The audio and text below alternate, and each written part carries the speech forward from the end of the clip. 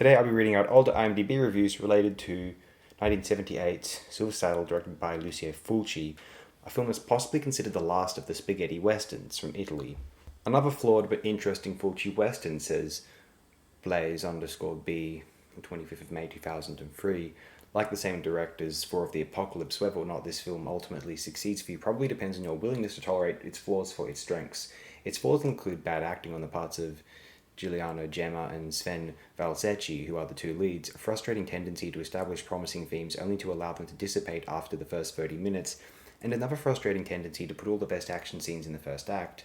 Its strengths include the presence of Geoffrey Lewis, Aldo Sembrelli, and Donald O'Brien.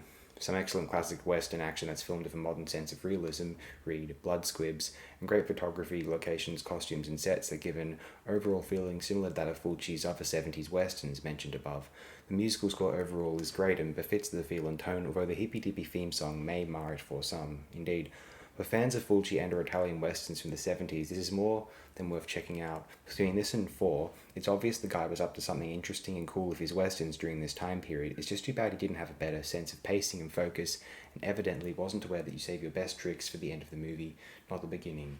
And we're at a point in cinema history at this time where you wonder what else could be done with this Western genre formula. It wasn't necessarily just some cultural upheaval which decided that these things were, old-fashioned or prehistoric, dinosaurs, or somehow not politically appropriate for the younger generation at that time, the counterculture. But that had nothing to do with it.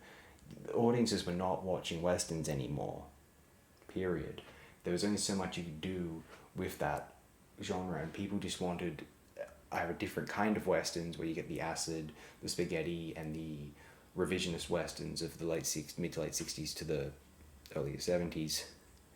You weren't going to have that old, what was considered now somewhat corny, sort of John Ford or, John Wayne and all the television series such as Rawhide or Have Gun Will Travel or Gunsmoke. Like, it was dissipating. There was only so much you could do with it.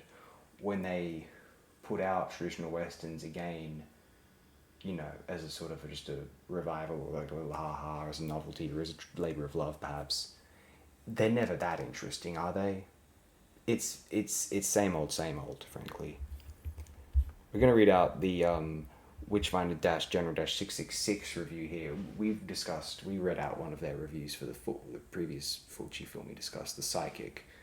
They gave it 5 out of 10, way inferior to Fulci's other two westerns. I would agree it is the weaker of these three.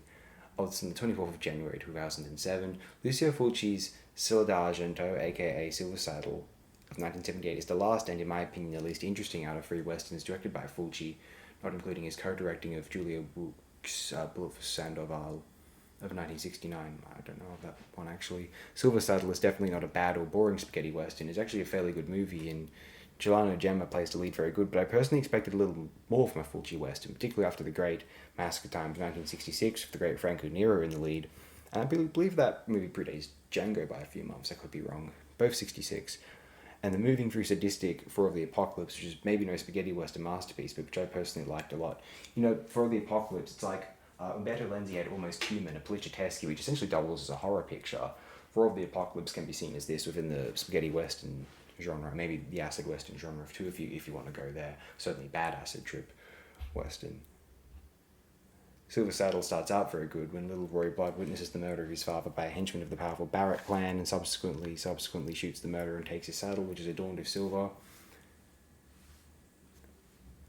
A spaghetti western enthusiast, I'm just going to skim over most of this. A spaghetti western enthusiast, I have utmost respect for Giuliano Gemma for his performances in such films as Day of Anger or The Price of Power, but I've never numbered Gemma among my favourite spaghetti western actors, so he hardly ever embodied the typical anti-hero, but was more of a typical good guy in most of his films.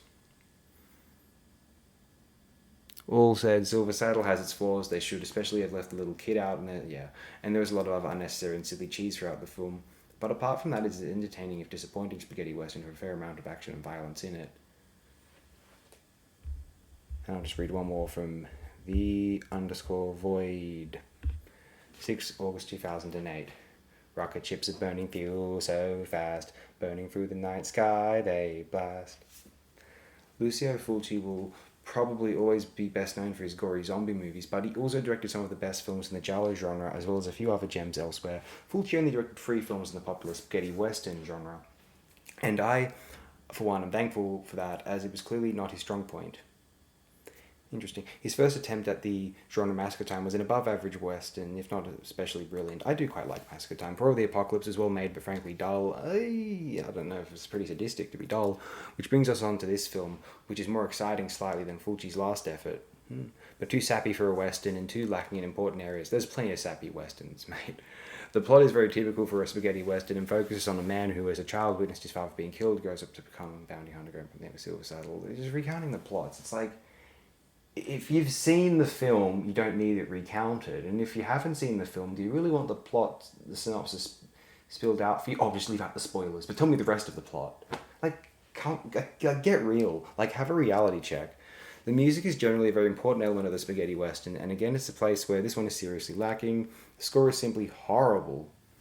Ennio Morricone, this isn't. The film seems all too keen to shy away from the stuff that usually makes the genre so great, namely violence and action. I would say it's style, music, and how filmic and how reliant on the cinematographic mode of the medium it is, plus the violence and action, and instead decides to put its focus on the relationship between the central bounty hunter character and his enemy's nephew, young and irritating blonde-haired kid. This relationship may be interesting for some, but personally I found it very boring, and it wasn't what I went into the film looking for. There were a few action scenes, nothing particularly sterling, I don't know.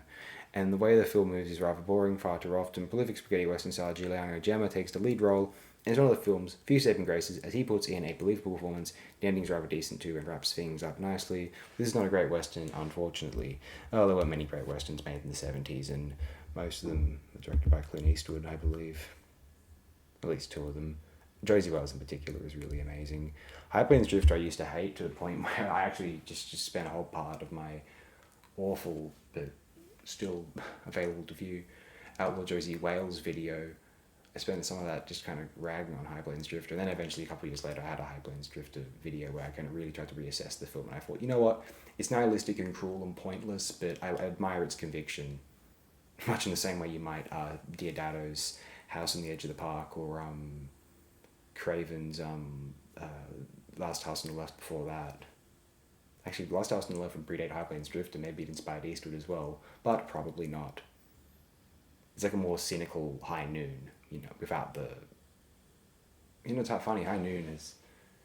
my thing of High Noon's great, but, I don't like how... what's their angle with the Quaker, with Grace Kelly's Quaker character? It's weird enough that she has to kind of save him, but, it just kind of... It just doesn't... It's just kind of odd, but at the same time, it's she has to break her, religious vows. So is it an implication that, the Quakers are cowards too? It's just I don't know. Remember I joke about High Noon being anti-McCarthy but pro-Korea? I don't know. We're rambling on about westerns in this Silver Saddle video. That's not the most off-topic subject I could be rambling on about. But we are nearly at 9 minutes, so we'll close it here. Thanks everyone. I appreciate it really immensely.